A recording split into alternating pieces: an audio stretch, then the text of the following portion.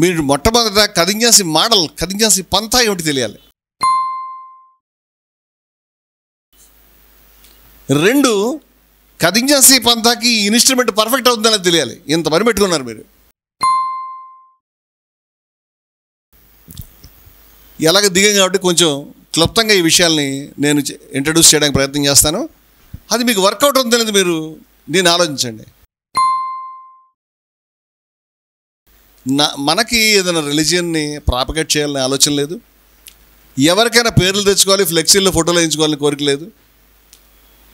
మనము ఏ సత్యాన్ని అయితే అన్వేషిస్తున్నామో, ఏ సత్యాన్ని సాధన చేసేందుకు ప్రయత్నం చేస్తున్నామో, ఏ సత్యాన్ని అందుకోవడానికి ప్రయత్నం చేస్తున్నామో దానికి పూర్తిగా కట్టుబడి ఉన్నాం.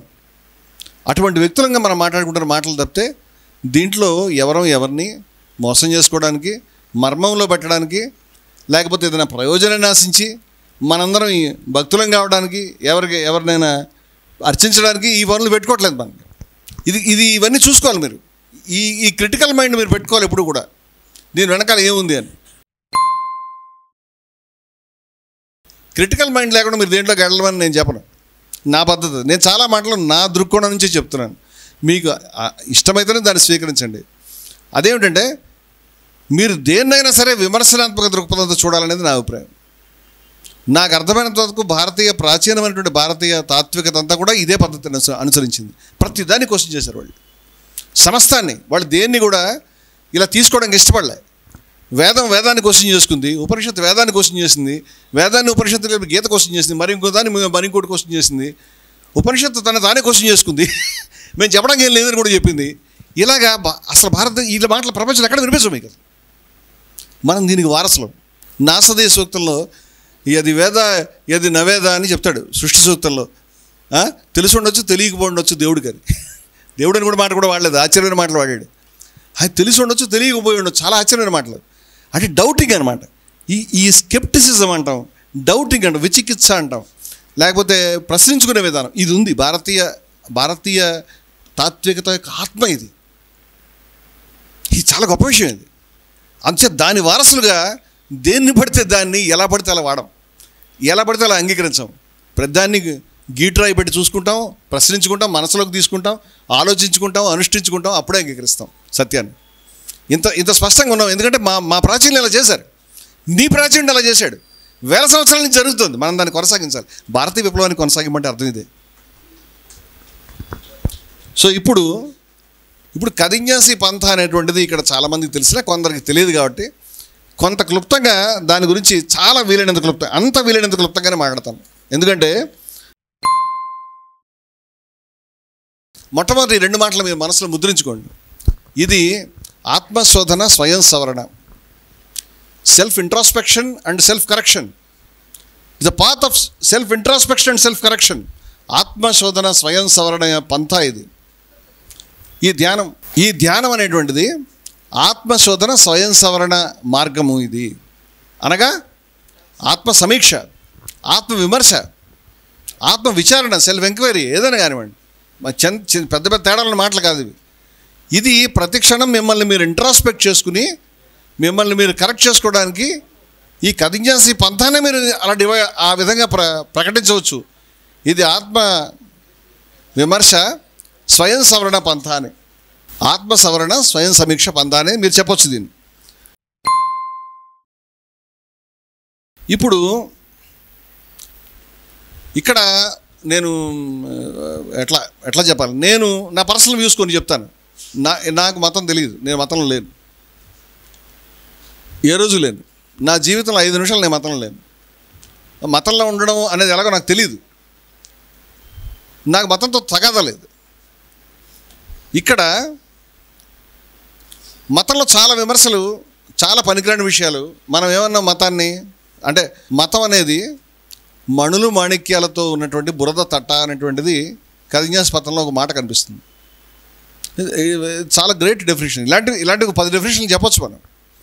కానీ దాంట్లో తీసుకోవాల్సినవి, తీసుకోలేనివి, మతం అనే కాదు, ప్రతి ఒక్క మనిషి యొక్క ఆలోచనలో, ప్రతి ఒక్క పుస్తకంలో, ప్రతి ఒక్క దీంట్లో, బహుశా జయభారత్లో కూడా, బహుశా మనం అనుకునే గొప్ప ఆదర్శాల్లో కూడా ప్లస్ అండ్ మైనస్ ఉంటాయి. ఇది గుర్తుపెట్టుకోవాలి మీరు. నేను ఈ ఎగ్జాంపుల్ నుంచి మనం దాటి వెళ్ళామని నాకు అనిపించింది. గాంధీ గారు స్వయంగా గాంధీ అనే మాట ఆయన వాడద్దని చెప్పాడు. ఎందుకంటే Gandhi is a mixture of good and bad. ఆయన చెప్పిన మాట, నా మాట కాదు. గాంధీ హ్యాడ్ అడల్ట్రేషన్, ఆయనలో కల్తీ ఉండొచ్చు, but truth has no adulteration. సత్యంలో కల్తీ లేదు. Why can't you become a అహింసైట్? Why can't you become a సత్యవాది? ఎందుకు సత్యవాదికి ఎందుకు కాకూడదు? అహింసావాది ఎందుకు కాకూడదు? గాంధీవాదికి ఎందుకు కావాలి? జిడ్డు కృష్ణమూర్తి గారు ఇంకా గొప్ప మాట చెప్పాడు. ఒక పర్సన్ నిన్ను అనుసరించడం మొదలుపెట్టిన మరుక్షణం నుంచి సత్యాన్ని అనుసరించడం మానేస్తావు అని. ఒక వ్యక్తిని అనుసరించడం మొదలుపెట్టిన మరుక్షణమే you have lost the path. అంచేత పర్సన్స్ని ఎవరిని అనుసరించవద్దు, పుస్తకాలను వేడిని అనుసరించద్దు, ఈ ఐడియల్స్ అనుసరించండి, ఈ ట్రూత్ని అనుసరించండి, అన్వేషించండి. ఇది మన ప్రాచీనుల యొక్క పంథ. ఏం భయపడకండి దానికి. ధైర్యవంతుల పంథ. ఉపనిషత్తు ధైర్యం గురించి మాట్లాడింది, ప్రాచీనులు ధైర్యం గురించి మాట్లాడారు. గాంధీ స్వయంగా చెప్పాడు, అహింస సత్యాహింసలు అనేటువంటిది ఆయన చెప్పినటువంటి పాత ఏదైతే ఉన్నదో it is for the brave people. ధైర్యవంతులకు అహింస, పిరికి వాళ్ళకి కాదని చెప్పాడు. అంచేత ధైర్యాన్ని ప్రేమించాం మనం. ధైర్యానికి నిబద్ధతకి తేడా లేదు. నిబద్ధత నుంచి ధైర్యం వస్తుంది. నువ్వు లోపల బయట మొత్తం గోడలు బదలగొట్టిన తర్వాత యుల్ బికమ్ బ్రేవెస్ట్. అత్యంత ధైర్యశాలి అవుతావు. ధైర్యశాలిగా జీవించమని చెప్పినాయి. నా బిభేది కుతశ్చనేతి. దేనికి భయపడ్డు? ఈ గ్రేట్ ప్రామిస్. ఉపనిషత్తు నీకు చేసిన ప్రామిస్ ఏమిటంటే యతో వాచో నివర్తంతే అప్రాప్య మనసా సహా, మనసుతో సహా వాకులు ఎక్కడ దాకా వెళ్ళలేక మనం మరలిపోతున్నాం వెనక్కి. ఏముంది అక్కడ? అక్కడ స్వర్గం ఉందా? దేవుడు ఉన్నాడా? నా బిభేది కుతశ్చనేతి. నిర్భయత్వం ఉంది అక్కడ నీకు. నిర్భయత్వం నువ్వు ఎక్స్పీరియన్స్ చేయాలి. జీవితంతో భయంతో బతుకుతున్నాం మనం. 100 భయాలు మనకి, సొసైటీ మీద, ఇంట్లో వాళ్ళ మీద, బయట వాళ్ళ మీద, ఏం జరుగుతుందో, బతుకుతాం లేదు, చచ్చిపోతామేమో, ఆరోగ్యం బాగాలేదు, 100 సమస్యలు, భయం. ఈ భయాన్ని పోగొట్టడం అనేదే అసలైనటువంటి సబ్జెక్టు. ఇప్పుడు మీరు కూడా మీరు ఏదైనా అనేటప్పుడు భయపడద్దు. మాట్లాడేటప్పుడు, ఆలోచించేటప్పుడు. నేను మతంలో లేను. నేను మాట్లాడే ప్రతి మాట నా దృక్పథం నుంచి వస్తుంది కాబట్టి ఈ మాట చెప్పాల్సి వస్తుంది. నా దృక్పథాన్ని మీరు అనుష్ఠించమని చెప్పడానికి కాదు. కథిన్యాసులు సొంత దృక్పథాలను శుభ్రంగా రూపొందించుకోవచ్చు. మన బ్రాడ్ లైన్స్ ఏవైతే ఉన్నాయో వాటికి కట్టుబడి. ఇక్కడ ఈ మాటలు మతాన్ని బురద తట్ట అనేది జయభారత్ యొక్క ఫైండింగ్, అది ఎవరిది కాదు, వివేకానందుడు ఫైండింగ్ నాకు అర్థమైనంత వరకు. బహుశా ఆయన ముందు వాళ్ళు కూడా ఫైండింగ్ కావచ్చు. ఆయన ఏమని చెప్పినాడంటే ప్రాచీన కాలం నుంచి వస్తున్నటువంటి అనేకమైనటువంటి ఈ యొక్క భావధారలు, ఆలోచనాధారలు, తాత్విక ధారలు, మతాలు ఏవైనా కానివ్వండి, వీటిల్లో చాలా గొప్ప విషయాలు ఉన్నాయి, ముందుకు తీసుకెళ్లాల్సినవి. కొన్ని ఆ కాలానికి మాత్రమే పనికొచ్చేవి, పనికిరాని ఉన్నాయి. ఆ కాలానికి మాత్రమే పరిమితమైన ఉన్నాయి. కొన్ని ముందుకు తీసుకెళ్లాల్సినవి శాశ్వతమైన ఉన్నాయి. వాటిని ఆయన శృతులు, స్మృతులు అని పేరు పెట్టాడు. శృతికి స్మృతికి వేరే వేరే అర్థాలు ఫిక్స్ అయి ఉన్నాయి కాబట్టి ఇప్పుడు చెప్తే పబ్లిక్ కన్ఫ్యూజ్ అవుతారేమో. మనం మణులు, బురద అని పేరు పెట్టి ఏం తేడా ఏమీ లేదు. మాస్టర్ మనకంటే ముందు చెప్పిన ఆయన మనం అనుసరిస్తున్నాం తప్పితే మన సొంతం ఏమీ లేదు. ఏది ఎవరికి సొంతం కాదు. ఉపనిషత్తులు నిలబడి మాకు తెలియదు అని చెప్పినాయి. వేద ఋషి దాన్ని రాయలేదు, కేవలం దర్శించాను మాత్రమే అని చెప్పాడు. అంచేత నీకు దేని మీద పేటెంట్ రైట్ అక్కర్లేదు. సత్యం సమస్త విశ్వానికి సంబంధించినటువంటిది. నువ్వు దానికి ఖచ్చితంగా విషయాన్ని ప్రకటించవచ్చు. ఇప్పుడు మనము ఈ విషయాన్ని మనం ఆలోచిస్తూ ఉన్నప్పుడు మనం గమనించాల్సి చిన్న ప్రశ్నలకి చాలా షార్ట్గా సమాధానాలు చెప్పేస్తాను. ఈ ప్రశ్నలు వాస్తవంగా పెద్ద సెషన్స్లో చెప్పాల్సినటువంటి విషయాలు, చెప్పినవి, చెప్పబోయేవి కూడా, మన లిటరేచర్లో వస్తున్నవి, రానివి కూడా. ఇది ఇక్కడ విస్తరించడం చేస్తే ఆ సెషన్ దాన్ని ఆక్రమిస్తుంది. ఉదాహరణకి దేవుడు, ఇవన్నీ మామూలుగా రోడ్డు మీద కనిపించే విషయాలు కదా. ఆస్తికత్వము లేకపోతే నాస్తికత్వము, మీరు ఎథీస్టులా, మీరు కమ్యూనిస్టులు, ఈ గొడవ అంతా వస్తుంది. నేను చాలా క్లుప్తంగా విషయాలు అర్థం చేసుకోకపోతే ముందుకు వెళ్ళలేము. అంచేత ఇక్కడ అడ్డీలు వచ్చింది కాబట్టి నేను చెప్తున్నాను. నాకు తెలిసి దైవ భావన భారతీయ భావన కాదు, మన దగ్గర లేదు. అది మన దగ్గర క్రియేషన్ లేదు. నువ్వు దైవాన్ని ఎట్లా నిర్వచిస్తున్నావు అనే దాన్ని బట్టి ఇదంతా ఆధారపడుతుంది. దైవాన్ని నువ్వు సృష్టికర్తగా భావిస్తుంటే కనుక we never had a creator. అసలు మనం సృష్టికి కర్త ఉండడం మనం అంగీకరించడానికి సిద్ధంగా లేము. మన ప్రాచీనలు అంగీకరించలేదు, కొంతమంది అంగీకరించవచ్చు. నేను ప్రధానమైనటువంటి భావధారణ పరిచయం చేస్తున్నాను. భారతదేశంలో అన్ని రకాల ఆలోచనలు ఉన్నాయి. కనీసం నేను ప్రధానమైన అనుకుంటున్నావేం చెప్తాను. నేను ఎవరిని ప్రధానమైన ఏది చెప్పడానికి? నాకు అర్థమైన ప్రధానమైన ఆలోచన ఏదైతే ఉన్నదో ఈ సృష్టికర్తను అంగీకరించదు. సృష్టి అంటే ఆకాశం నుంచి ఏమి లేని దగ్గర తయారు కావడం. ఎవరు సృష్టి చేయలే. వివేకానందుడు చికాగోలో నిలబడి మాట్లాడాడు. It is not creation, it is manifestation అని చెప్పాడు. లేకపోతే ఇవల్యూషన్ అని చెప్పొచ్చు సైన్స్ లాంగ్వేజ్లో చెప్పాలంటే. సృష్టి లేదు, పరిణామం మాత్రమే ఉన్నది. పరిణామం మాత్రమే. అంతకుముందు ఉన్న వస్తువు దాని రూపం మార్చుకుని కొత్తగా పరిణామంలోకి వచ్చింది. ప్రపంచంలో ఏది క్రియేట్ కాదు. సైన్స్ కూడా చెప్తుంది, ప్రపంచంలో ద్రవ్యము శక్తి అనేటువంటి ఎవరు సృష్టించలేరు, ఎవరు నాశనం చేయలేరు. ద్రవ్య నిత్యత్వ సిద్ధాంతం, శక్తి నిత్యత్వ సిద్ధాంతం అంటారు.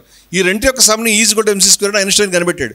అంటే సైంటిఫిక్ లాంగ్వేజ్ ప్రాచీన భారతీయ ఋషులు దర్శించినటువంటి లాంగ్వేజ్తో చాలా అద్భుతంగా సరిపోతుంది. చాలా షాకింగ్ విషయాలు ఇవన్నీ కూడా. ఇలా చెప్పినాడు ఎవరు లేడు ప్రపంచంలో. అంచేత దీన్ని మతం అనాలని నాకు అనిపించలేదు. మతంగా లేదు అది. మతానికి నీకు ఉన్నటువంటి మోడల్లో ఇది ఫిట్ కాదు. అంచేత దీన్ని మతం అనాలని నాకు తెలియదు. నన్నైతే అపరిమితమైన ఆకర్షణలో ముంచివేసిన ఈ విషయాలు. ప్రపంచంలో రెండే మోడల్స్ తెలుసు. నువ్వు ఆస్తికుడు కావాలి కాదా, దేవుడు నమ్మట అయితే నాస్తికుడు అని. ఈ రెండు కూడా ఒకటే వ్యవహారం తెలియని వాళ్ళు చాలామంది ఉన్నారు. ఆస్తికుడు అనే మాటకి అస్థి అనే అర్థం. అస్థి అంటే కలడు అని. నా అస్థి అంటే లేడు. ఎవరు లేరు? దేవుడు లేడు. ఎవరు దేవుడు? సృష్టికర్త. ఇది వాస్తవం. సృష్టికర్త ఉన్నారనే వాళ్ళు కొంతమంది, సృష్టికర్త లేరనే వాళ్ళు కొంతమంది. ఏమనుకోకపోతే సృష్టికర్త ఉన్నాడు అనుకునే వాళ్ళని ప్రూఫ్ అడుగుతాం. ఏమనంటే ఏమిటిని వాళ్ళు ఏం ప్రూఫ్ చెప్తారంటే సృష్టికి అనిపిస్తుంది కదా, కారణము కార్యం అంటారు. ఈ సృష్టి ఉన్నది, ఇది కార్యము, అంచేత కారణం ఉండే ఉంటుంది అని. దీనికి కూడా ప్రాచీన సమాధానం చెప్పిన తర్వాత చెప్తాను నేను. ఈ సెషన్ని దానికి పరిమితం దాని వైపు వెళ్ళలేం కాబట్టి నేను క్లుప్తంగా 2 నిమిషాలు దీన్ని క్లియర్ చేద్దామని చూస్తున్నాను.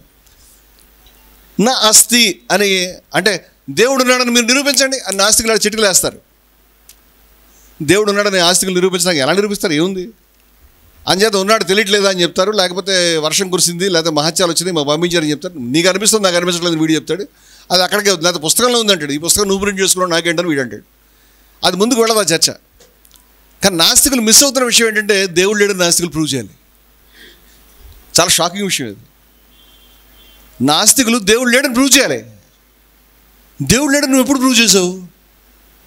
ఎలా ప్రూవ్ చేసావు? నాస్తికులకు ఎవరికైనా చెప్తే చాలామంది చెప్పాను, దేవుడు లేడని ప్రూఫ్ ఏంటి? ఏదైనా వస్తువు ఉందని ప్రూవ్ చేస్తాను, లేవని ఎలా ప్రూవ్ చేస్తాను? చాలా తప్పు మాడుతున్నాను. కరోనా అనేటువంటిది వైరస్ లేదని ప్రూవ్ చేయాల్సి వస్తుంది. అది సూది మొన మీద 10 లక్షల వైరస్లు కూర్చుంటాయి, అంత చిన్నది. అది లేదనడానికి నువ్వు టెస్ట్ అవసరమైంది నీకు. ప్రపంచం అంతా ఈథర్లో తేలుతుంది అని అనుకునేవారు, మీడియం ఈథర్ అని.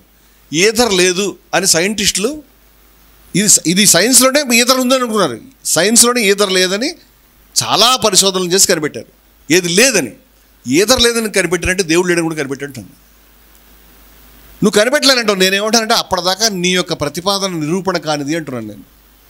ఇప్పుడు నాకున్న అవగాహన ఏంటంటే ఆస్తికత్వము, దేవుడు ఉన్నాడు అనేటువంటిది ఏదైతే ఉన్నదో, దేవుడు అంటే సృష్టికర్త.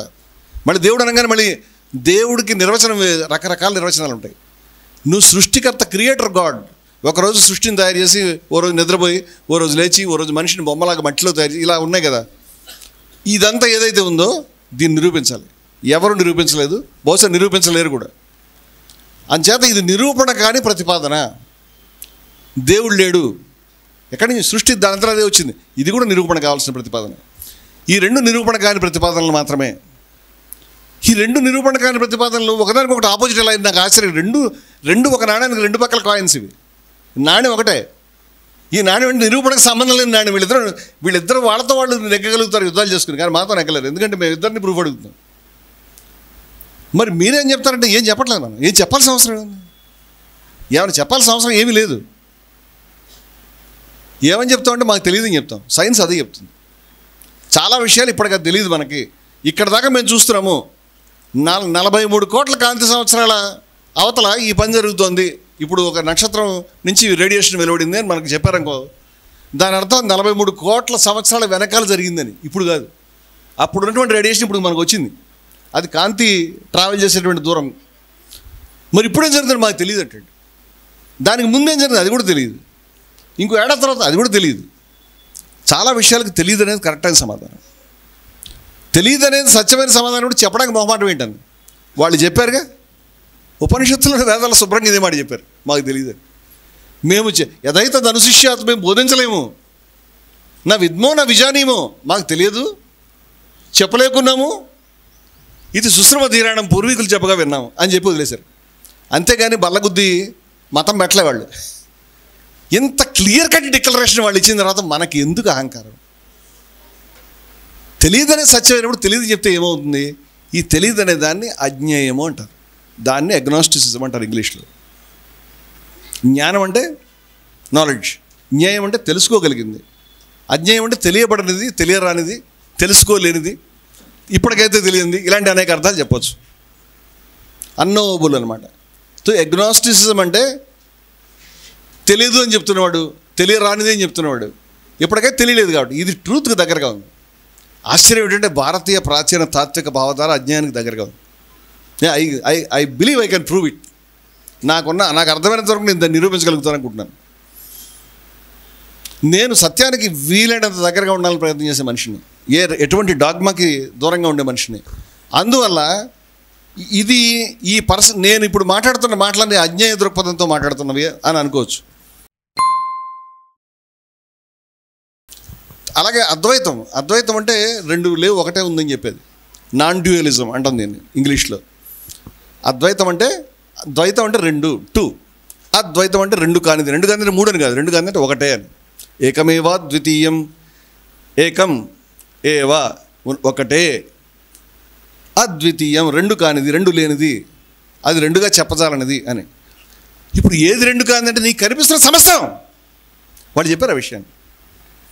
నువ్వు దండం పెడుతున్న దేవుడు, నువ్వు కింద పడి దొల్లుతున్నది, నువ్వు ఇందాక ప్రేయర్ చేసింది, అదంతా కూడా నువ్వు అదే, తత్వమసి అది నువ్వే అయి ఉన్నావు అని చెప్పారు. ఇలా ఎవడు ప్రపంచంలో ఊహించే విషయం కాదు ఇదంతా. ఎవడని చెప్పాడంటే నమ్మరు. ఇప్పటికి కూడా ఉపనిషత్తులు 5,000 సంవత్సరాల తర్వాత కూడా మనుషులు విభ్రాంతి చెందుతారేమో అనుకుంటాను నేను. మనం వెనక్కి వెళ్తే ముందుకు వెళ్ళలేదు. వాళ్ళు చాలా ఈజీగా చెప్పగలిగిన విషయాల్ని ప్రపంచం అర్థం చేసుకోవడానికి సరిపోదు. నేను చాలా మీటింగ్స్లో చెప్పాను. విజయవిహారంలో నేను ఉన్నప్పుడు ఒక నాస్తికుడు నా దగ్గరికి వచ్చి మతంతో నీకేంటి తగదని అడిగితే, మతం మనిషిని బానిసగా చేసిందని. ఏ మతం మనిషికి బానిసగా చేసింది? నువ్వే దేవుడివి అని చెప్పిన మతం కూడా నిన్ను బానిసం చేసిందని. నిన్ను రాజు అని చెప్పలేదు, నిన్ను ఎమ్మెల్యే అని చెప్పలేదు, నిన్ను కౌన్సిలర్ అని చెప్పలేదు, దేవుడిని అని చెప్పింది. ద అల్టిమేట్ ట్రూత్ ఏదైతే ఉందో తెలుసు, దట్ ఈజ్ యూ. తత్వమసి అది నువ్వే అయి ఉన్నావు అని చెప్పింది. ఇది నీకున్న ఆఖరి సంఖ్యలను కూడా తెగొట్టి అత్యంత గొప్ప సింహాసనం, ఇందాక మనం చర్చించుకున్న ఆ సింహాసనం మీద నిన్ను తీసుకెళ్ళి కూర్చోబెట్టింది. కుర్సీకి సంబంధించినటువంటి ఆయత్ ఉంది. ఇలాంటి కుర్సీ ఆయత్ ఖురాన్లో ఉంది. కుర్సీ ఆయతులు అలాంటివి మన పురాణాల్లో కూడా ఉంటాయి. దేవుణ్ణి స్తుతించడానికి మనం ఎక్కడెక్కడో తీసుకెళ్ళాం, కానీ ఉపనిషత్తు ఎక్కడికి తీసుకెళ్ళి నిన్ను కూర్చోబెట్టింది దాని మీద. It has liberated you from all fears. It has given you the greatest glory. అత్యద్భుతమైన వైభవాన్ని నీ ముందు పెట్టింది. ఇది నువ్వని చెప్పింది. ఇది నిన్ను విముక్తి చేస్తుందా, నిన్ను బానిసం చేస్తుందా? ఈ తెలియనటువంటి కమ్యూనిస్టులు అక్కడ కూర్చుని మనిషి స్టేట్ యొక్క, రాజ్యం యొక్క, లేకపోతే దాని యొక్క ఐడియాలజీని బట్టి మతం ఏర్పడుతుంది. నీకు అక్కడ ఏర్పడవచ్చు యూరోప్లో, ఇక్కడ కాదే. ఇక్కడ మా ప్రాచీనులు చాలా దూరం వెళ్ళారే, నీకు తెలియదు ఆ విషయాన్ని. అంచేత నీకు తెలియని మాటలుగా నేను తీసుకుంటున్నాను. ఇది నాకు అవగాహన అయినటువంటి సబ్జెక్ట్. అందువల్ల మిత్రులారా, మతాన్ని అనేకసార్లు విమర్శించాం. పదే విమర్శిస్తాను నేను మతాన్ని. మతం అనే పేరు మీద ఎంత అజ్ఞానాన్ని ప్రచారం చేశారు మీరు అని అరవిందో చెప్పాడు, వివేకానందుడు చెప్పాడు, అనేక మంది మహానుభావులు చెప్పారు మతం మీద ఏంట్రా మీరు చేస్తున్న పని అని. అందువల్ల మతం అనేటువంటిది, దాంతో ఉన్న బేసిక్ కంప్లైంట్స్ అంటే మతం భూమిని సృష్టికి కేంద్రం చేసింది, భూమిని కూడా మనిషిని కేంద్రం చేసింది. ఇదంతా మనిషి నుంచి తయారైనటువంటి వ్యవహారం. ఇదంతా మనిషిని కూడా పురుషుడిని కేంద్రం చేసింది. ఇది ప్రాబ్లం మతంతో. మొత్తం అన్ని సమస్యలకు మూలం ఇక్కడి నుంచి స్టార్ట్ అయింది. నువ్వు ఈ దృష్టిని పక్కన పెట్టకపోతే బయట పడలేవు. కానీ 1370 కోట్ల సంవత్సరాల క్రితం బిగ్ బ్యాంగ్ నుంచి మనకు అర్థమైనంత వరకు స్టార్ట్ అయింది వ్యవహారం. దాని వెనకాల ఏమి లేదని కాదు, దాని జీరో టైం అన్నారు సైన్స్లో. అక్కడి నుంచి స్టార్ట్ అయింది. ఎక్కడి నుంచి ఒక కథ అక్కడి నుంచి స్టార్ట్ కావాలి. కాబట్టి ఇప్పుడు 450 కోట్ల సంవత్సరాల క్రితం భూమి వచ్చింది. మనిషి కేవలం 2-3 లక్షల సంవత్సరాలు అయింది, 2 or 3 lakhs. మతం అనేది మ్యాక్సిమం 3,000, 4,000, 5,000, 6,000, 8,000, 10,000. నువ్వు లిబరల్గా వేసినా 10-12,000 ఏళ్ళు దాటి వెళ్ళదు. నేను ఎవిడెన్స్ మాట్లాడుతున్నాను, అంతకు దాటలేదు. ఇప్పుడు నువ్వు చెప్తున్నావు మొత్తం 3 లక్షల ఏళ్ళ నుంచి మనిషి నువ్వు లేకుండా ఉన్నాడు, మతం లేకుండా, ఆలోచన లేకుండా. అసలు ఈ మనిషి అనేవాడు లేకుండా భూమి 450 కోట్ల సంవత్సరాలు. 1,00,000 అనేది 100 సార్లు వేస్తే 1 కోటి అవుతుంది. 450 కోట్ల సంవత్సరాల నుంచి భూమి ఉంటే దీంట్లో అనేక రకాలైనటువంటి ప్రాణులు, డైనోసార్స్ లాంటివి నీకు తెలియదు కూడా. అవన్నీ కూడా ఇప్పుడు నువ్వు వచ్చి భూమి నీ గురించి తయారైంది, సృష్టి నీ గురించే, దేవుడు నీ గురించే, స్వర్గం నీ గురించే. ఏంటి గోళ? అది కూడా మనిషి గురించి పక్కటెముకను విరిచి తయారు చేశారు, లేకపోతే మరొకటి చేశారని. మనం రాసే పుస్తకాలన్నీ కూడా ఈ అసమానతలైనటువంటి జాడ్యాలను చిక్కుపోయినాయి. ప్రాచీనులు దీన్ని అంగీకరించడానికి సిద్ధంగా లేరు. వాళ్ళు వాళ్ళు వాళ్ళు పురుషుడికి భూమికి దేనికి పర్యాయం దాన్ని పరిమితం చేయలేదు. ఈశావాస్యం ఇదం సర్వం, నీకు కనిపిస్తున్న సమస్తము the part of the reality, లేదా it is the whole reality. Part అని కూడా అనడానికి వీల్లేదు, ఎందుకంటే అవిభాజ్యం, అది సమస్తం ఒకటే అని వాళ్ళు చెప్పారు. అందువల్ల మతాన్ని మనం ఇట్లా, నేను చాలా క్లుప్తంగా కాన్సెప్ట్స్ పక్కన పెట్టేస్తున్నాను. మతాన్ని మనం అనేకం చెప్పచ్చు, కానీ మతం యొక్క బ్యూటీ చెప్పకపోతే తప్పవుతుంది. మతం యొక్క సౌందర్యం చెప్పకపోతే మతానికి మనం అన్యాయం చేసిన వాడు అవుతాం. మతానికి అన్యాయం చేయడం మన ప్రాచీనులకి. మతం చాలా గొప్ప వాల్యూస్ని క్యారీ ఫార్వర్డ్ చేస్తూ ముందుకు వచ్చింది. అటువంటి గొప్ప వాల్యూస్లో అత్యంత గొప్ప వాల్యూ పేరు నాకు అర్థమైనంత వరకు పరిత్యాగం. ఇంగ్లీష్లో రెన్యూన్సియేషన్ అంటాం. నేను చదివినంత వరకు అన్ని మతాల్లోనూ ఇది ఉంది. అయితే దాని డిఫరెంట్ లాంగ్వేజ్లో, డిఫరెంట్ సిచ్యువేషన్స్లో, డిఫరెంట్ కంటెక్స్ట్లో వాళ్ళు మాట్లాడేది ఇంకేం లేదు విషయం. తేన పుంజీత మాగృత కశ్య విద్య, దాన్ని పరిత్యాగంతో జీవించమని ఉపనిషత్తు చెప్పింది. కర్మఫలాన్ని వదిలిపెట్టమని మా ఫలేషు కదాచన అని స్పష్టంగా గీత చెప్పింది. ఇది పరిత్యాగమే. ఇది సంగం త్యక్త్వా ధనంజయ అని చెప్పాడు. దాన్ని వదిలిపెట్టాను. ఈ త్యక్త్వ అనేది వదిలిపెట్టేయడం చాలా గొప్ప మాటలు ఇవన్నీ కూడా. అదే మాటలు మీ ఖురాన్లో కనిపిస్తాయి. అదే మాటలు జిహాద్ అంటే అంతే. మీరు ఫలితాన్ని వదిలిపెట్టే పని చేయాలి. జిహాద్ సక్సెస్ అయిపోయినా జిహాద్ చేయాల్సిందే. మీరు దేవుడి మార్గంలో చేసి జిహాద్ అంటే బయట ఉన్నటువంటి ప్రచారంలో ఉన్నటువంటి దాని అంటే కమ్యూనిస్టులు ఇచ్చే అర్థం నేను మాట్లాడలేదు. అంటే సత్య మార్గంలో, దైవ మార్గంలో మంచిని చెడుని మంచి ద్వారా తొలగించడం వాళ్ళు రాసుకున్నారు. పోనీ కొందరు రాసుకున్నారు. ఈ అర్థంలోనే మాట్లాడుతున్నాను. ఈ రకమైనటువంటి జిహాద్ చేయడానికి ఫలితంతో సంబంధం లేదు. నువ్వు అక్కడ ఉన్న చచ్చిపోయిన చేయాల్సిందే. నన్ను సిలువ పట్టుకుని వెంబడించిన వాడే నా ఫాలోవర్ అని చెప్పాడు ఆయన. సిలువ పట్టుకుని చావుకు సిద్ధపడి, అది జీసస్ మార్గం. దానికి కూడా ఫలితంతో సంబంధం లేదు. ఇవన్నీ ఫలితంతో. You have to stand against the whole world అని గాంధీ చెప్పాడు. కత్తి వేటిలా వేస్తుంటే ఎదురు నిలబడే దమ్ముందని కానీ వివేకానందుడు అడిగాడు. ఇవన్నీ ఒకటే భాష అండి, ఒకటే భాష. వాళ్ళు లెక్క లేకుండా, ఫలితంతో సంబంధం లేకుండా బతకడం నేర్పించారు మనకి. ఇది ఎప్పటి నుంచో కంటిన్యూ అవుతుంది. అందుకని వేల మంది, లక్షల మంది స్వాతంత్ర పోరాటంలో భగవద్గీతను పట్టుకుని జైళ్ళకి వెళ్ళారు. వాళ్ళంతా ఉరికంబాలకు వెళ్ళారు. నువ్వు చెప్తున్నావు కదా బానిసం చేస్తుంది, లేదే. ఖురాన్ని పట్టుకుని వెళ్ళారు అష్ఫాకుల్లా ఖాన్. ఎందరో. ఎందుకంటే దీనికంటే అల్టిమేట్ వాల్యూ ఉంది, దీనికంటే అల్టిమేట్ విషయం ఉంది, మనం గమనించాలనేటువంటిది ఓ దృష్టి మనకు వాళ్ళు ఇచ్చారు. ఈ పరిత్యాగాన్ని మేము అభినందిస్తున్నాం. ఈ పరిత్యాగం గ్రేటెస్ట్ వాల్యూ అని మేము అనుకుంటున్నాం. అనేక వాల్యూస్ ఉన్నాయి. ఈ పరిత్యాగాన్ని పట్టుకుంది జయభారత్. అందువల్ల పరిత్యాగము, అలాగే క్రియ, యాక్షన్.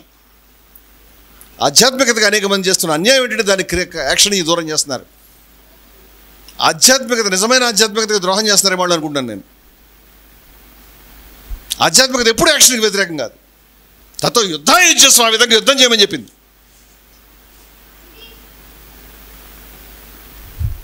ఎందుకు కూర్చున్నాం అని చెప్పింది.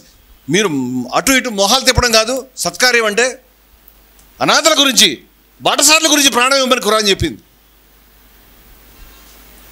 వీళ్ళందరూ యాక్షన్ మాట్లాడారు. మనం యాక్షన్ పక్కన పెట్టాం. కథిన్యాస పంథాలో యాక్షన్ ఇంపార్టెంట్. యాక్షన్ లేనటువంటి ఆధ్యాత్మిక సంబంధం లేదు. దాన్ని యాక్షన్ అను, యుద్ధం అను, నచ నిరగ్ని నచ అక్రియ అని చెప్పారు. అనాశ్రిత కర్మఫలం అని, కర్మఫలాన్ని ఆశ్రయించకుండా నువ్వు కార్యం కర్మ కరోతి, ఎవరైతే పనిచేస్తాడో అతను యోగి, అతను సన్యాసి యోగీచ నా నిరగ్ని నచ అక్రియ. ఇది అది పనిచేయనటువంటి వాడు యోగే కాదు, సన్యాసే కాదు. ఇప్పుడు పని మానేసి ముక్కులోంచి వచ్చే దాన్నో, బ్రుకుటిలో ఉన్నదాన్నో, నెత్తిమీద దాన్ని చూసి గోలగాడు రోజుల తరబడి కూర్చోరు. 13 రోజులు కూర్చో, 15 రోజులు కూర్చో, 13 గంటలు కూర్చో. ఇంకా 13 గంటల తర్వాత నాకేం తెలియట్లేదు, ఇంక 14 గంటలు కూడా కూర్చోవచ్చు. ఇలా చెప్పలేవాడు. నాకు తెలిసి అలా అధికారం లేదు, అలా అంగీకరించలేదు. అలా వెళ్ళిపోతానంటే, అలా చెప్తే అర్జునుడిని కృష్ణుడు అదే భాషలో అడిగాడు. అంతా నా బామర్దులు నా తెలిసిన ఉన్నారు అక్కడ అని చెప్తే అవన్నీ పనికిరావు. ఏది సత్యం, ఏది ధర్మం, ఏది న్యాయం, ఏది అన్యాయం, అదే నీకు ప్రమాణం కావాలి. అంచేత కుటుంబాలు, బంధాలు, ఈ చెప్తున్న ఈ మాటలు ఇవి లేవు అసలు పుస్తకాల్లో. అసలు వాళ్ళ యుద్ధమే కుటుంబం మీద. కత్తిని తీసుకొచ్చాను, యేసుక్రీస్తు క్లియర్గా చెప్పాడు. ఖడ్గాన్ని తీసుకొచ్చాను, తండ్రికి కొడుక్కి మధ్యని. ఖురాన్ చెప్పింది నీ తండ్రికి వ్యతిరేకంగా సాక్ష్యం చెప్పడానికి రెడీగా. ఏ తండ్రి ఏ కొడుకు గురించి రాని రోజు గురించి భయపడని చెప్పింది. అలాగే గీత చెప్పింది. కుటుంబ బంధాల పట్ల హరతి నిమేషాత్ కాలాత్ సర్వం మాకురు ధనజన యవ్వన గర్వం అని చెప్తాడు ఆదిశంకరుడు. ధనం ఉందని, జనం ఉందని, యవ్వనం ఉందని రెచ్చిపోకు, ఒక్క సెకండ్లో పోతాయి ఇవన్నీ కూడా. ఇవన్నీ సింహ గర్జన లాంటి మాటలు. సత్సంగతే నిస్సంగత్వం చాలా గొప్ప మాటలు. ఇలా మనం మాట్లాడుకుంటే దిస్ ఈజ్ సత్సంగం. ఇట్ విల్ లీడ్ టు నిస్సంగత్వం, నీలో కోరిక తగ్గడానికి. నిస్సంగత్వం నిర్మోహత్వం, దానివల్ల వాంఛ తృష్ణ అణగిపోవడానికి. నిర్మోహత్వం నిశ్చలతత్వం, నిశ్చలతత్వం జీవన్ముక్తి. ఇంత చక్కటి రూట్ మ్యాప్ చెప్పారు వాళ్ళంతా కూడా. ఒక్కడు చెప్పలే మీరు చెప్తున్న మాటలని. మీరు చేస్తున్న షష్ఠిపూర్తులు, మీరు కూర్చుని చేస్తున్న దీవెనలు, ఎంత మనుషులు లోపల పంపించడానికి 4 ఆశ్రమాల్లో 2 ఆశ్రమాలు కట్ చేశారు మీరు. ప్రాచీనులు చెప్పిన 4 ఆశ్రమాల్లో 2 ఆశ్రమాలు బయట తీసుకెళ్ళి ఎక్కడ పడేసారో తెలియదు. ఏ ఛానల్ మాట్లాడలేదు, చాలా చోట్ల కాబట్టి నాకు తెలియదేమో. మొత్తంగా నేను టీవీ చూడ మనసు 20 ఏళ్ళు అయింది, అందుకని నాకు తెలియదేమో. ఈ భక్తి టీవీలో చూపిస్తారు లేదు నాకు తెలియదు, చూసేవాళ్ళు చెప్పండి. బ్రహ్మచర్యము, గృహస్థము, వానప్రస్థము, సన్యాసము 4 ఆశ్రమాలు ఉన్నాయి. 2 మిగతా 2 అక్కడ ఎందుకు ఎగ్గొట్టేవాళ్ళు నేను చూడలేదు ఇప్పటిదాకా, ఏ ప్రవచనాలు వినలేదు. ఓకే, నా పరిశీలన తక్కువ అనుకుంటున్నాను నేను, కానీ నాకు అర్థమైనంత వరకు ఒకటి చెప్పట్లేదు. భక్తులు ఎవరు వాళ్ళకి అనిపించలేదు, వాళ్ళు ఇంకా ఆశతో ఉన్నారు. ఇది కాదు నిజమైన ఆధ్యాత్మికత అనేది. నిజమైన ఆధ్యాత్మికత యుద్ధంలో ఉంది, పరిత్యాగంలో ఉంది, జీవితాన్ని అర్పించడంలో ఉంది, సత్యం గురించి, న్యాయం గురించి నిలబడి పోరాటంలో ఉంది. అతను సన్యాసి, అతను యోగి. ఇది గీత భాష. మీ భాషలో మాట్లాడితే ఈ యుద్ధం, ఈ విప్లవం అని అడిగితే దురదృష్టం ఏంటంటే గీత చదువుకుందా అంటే అదే ఉంది. దురదృష్టవశాత్తు బైబిల్ చదువుకుందా అంటే ఖడ్గమే ఉంది. నా తండ్రి దేవాలయం దొంగల గుహగా మార్చాడు, అటువంటి భాష తప్పితే మృదువుగా మర్యాదగా లేవు భాష. మొహం పగిలే భాష ఉంది వాళ్ళ దగ్గర. ఉపనిషత్తులు కూడా ఉంది భాష. వాళ్ళంతా తిట్టారు, పడుతుంది బలా అని తిట్టారు బచ్చగాళ్ళని. స్వయం ధీర పండిత మన్యమాన అని వాళ్ళే గొప్పలు చెప్పుకుంటారు, అన్ని బూతులు తిట్టారు. అసలు ఎవరి గురించి మర్యాదగా మాట్లాడలేదు. కృష్ణుడు ఎంత చక్కగా చెప్తాడు, ఏదో పెద్ద పుడింగిలా మాట్లాడుతున్నావు అని చెప్తాడు. అశోచ్య నన్వశోచస్వం ప్రజ్ఞావాదాంచ భాష. ప్రజ్ఞావాదాంచ భాష అంటే పెద్ద తెలిసిన మాట్లాడుతున్నాం, ఏదో పెద్ద పుడింగిలాగా. అదే భాష. అంతేగాని మర్యాదగా ఏమైనా హర్ట్ అవుతాడని అనుకోలే. శుభ్రంగా తిట్టాల్సినప్పుడు తిట్టాడు. అంటే తిట్టాలనే ఆకాంక్షతో కాదు, సత్యం చెప్పాలనే ఆకాంక్షతో. సత్యానికి అవసరమైనటువంటి ఎక్స్ప్రెషన్ అది, భాష అది. అందువల్ల వైరాగ్యం అనేది మనం సంపాదించినటువంటి ఏదైతే పరిత్యాగం అనే భావన ఉందో, విప్లవం ఏదైతే నువ్వు ఇందాక చెప్తున్నటువంటి సామాజిక బాధ్యత ఉన్నదో, ఏదైతే నువ్వు చేయాల్సిన యుద్ధం ఉన్నదో, వైరాగ్యం విప్లవం 2 అంచులుగా కలిగిన కత్తి. 2 కత్తులు కాదు, ఒకటే కత్తి. The one and only one sword which is having 2 edges. Renunciation has 1 edge and revolution is another edge. Revolution అంటే యుద్ధమే. నువ్వు పేరు మార్చగలవు, నాకు అభ్యంతరం లేదు, కానీ కాన్సెప్ట్ అదే. దీనికి నీ శిరస్సుని సమర్పించుకోవడం తప్పితే జీవన్ముక్తికి మరి ఏ మార్గం లేదు. అన్ని మార్గాలు తప్పే. అన్ని మార్గాలు నేను దూరం తీసుకెడతాయి. అన్ని మార్గాలు నేను తిప్పి చివరికి దీన్ని క్వాలిఫై చేయగలుగుతాయి. అబ్బాయి ఇక్కడ దాకా వచ్చిన తర్వాత ఈ పని చేయని. నేను గుడి చుట్టూ తిప్పిన తర్వాత ఏం చేస్తారు, బాగా తిప్పుతారు. తిప్పిన తర్వాత గుళ్ళోకి వెళ్ళిన తర్వాత ఆత్మ ప్రదక్షిణ నమస్కారం అంటారు. ఇప్పటిదాకా నేను గుడి చుట్టూ తిరిగాను కదా, ఇప్పుడు మళ్ళీ ఏంటి ఇలా తిప్పుతున్నాడు అని. ఇప్పుడు నువ్వు ఆలోచించాలి, ఇలా ఎందుకు తిరుగుతున్నావు? ఇప్పటిదాకా అక్కడెక్కడ ఉంది, మధ్యలో సెంటర్లో తిరిగావు కదా, లేదే ఇప్పుడు నీ చుట్టూ తిరుగుతున్నావు అంటే ఇక్కడ ఉంది సబ్జెక్ట్. వాడు చెప్పింది అదే తత్వమసి అని. ఇక్కడ ఉంది బాబు లోపల అని చెప్పాడు. నారాయణ గుడి లోపలికి వెళ్ళిన తర్వాత అద్దం పెట్టించాడు, అక్కడ వెళ్తే నువ్వే కనిపిస్తావని. ఇది చాలా అద్భుతమైనటువంటి మీడియంస్లో వాళ్ళు ఈ సబ్జెక్ట్ని చెప్పడానికి ప్రయత్నం చేశారు. అందువల్ల మనం దాన్ని వదిలిపెట్టలేదు. ఇది కదిజ్ఞాసి పంథ ఇచ్చినటువంటి ఒక గొప్ప నినాదం. వైరాగ్యం విప్లవం 2 అంతులుగా కలిగినటువంటి కత్తికి నీ యొక్క